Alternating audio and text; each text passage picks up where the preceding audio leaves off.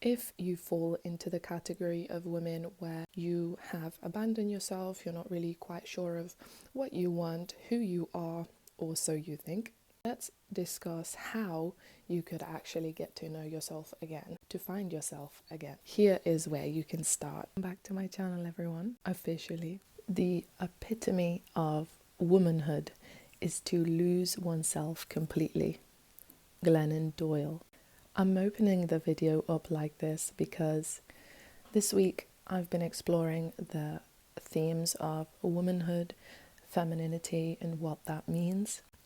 Going through a lot of harshness, a lot of females tend to survive, but surviving doesn't always mean it's easy or that we connect with ourselves whilst surviving. The opposite is true. Here is what I would do if I were to find myself again. Step one is I would take a different route, not metaphorically, but actually. Automatically, we do the same things day in, day out, especially if you fall into this type of woman category where survival is number one, your family is number one, and you put yourself last. To interrupt that loop, we want to do something different in our day, and that means taking the different route to work, from the gym to the shop, wherever you go, take a different route. Interrupting that everyday sameness, that loop, that in your mind, I got home but I don't know how I got home, that's because we need to bring in the awareness back in. That's number one. Number two is I would lean into my curiosity.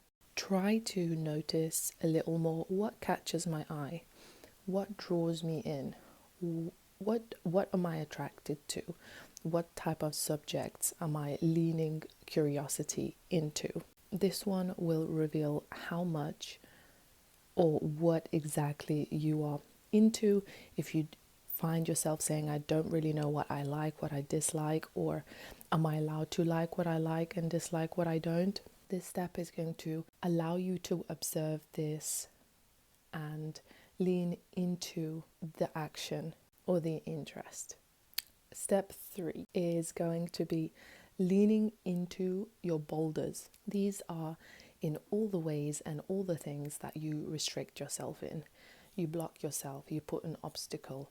We want to gently move them out the way, or at least be curious of the things that you do during the day that restrict yourself. It could be the thoughts, the beliefs, the actions, the habits.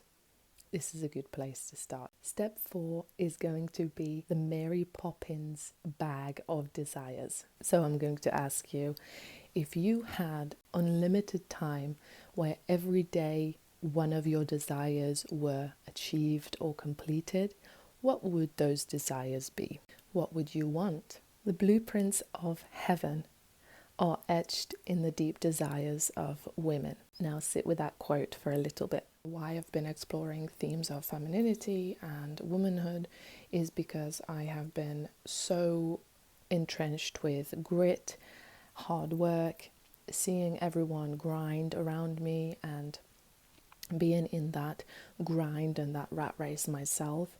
I know, especially in the bodybuilding of sport, how difficult it is to transition out of or transition into a different theme of doing the same thing but from a different angle or perspective, doing things with a bit more softness, because you're allowed to. You are softness and everything that is gentle and powerful, yet we don't really understand what that is, so we quiet the woman. Speaking about, transitioning from such a harsh mindset into a softer one comes with its own obstacles. Number 5, and the last step, is going to be the drop down. The drop down is when your body will tell you things that your mind talks you out of.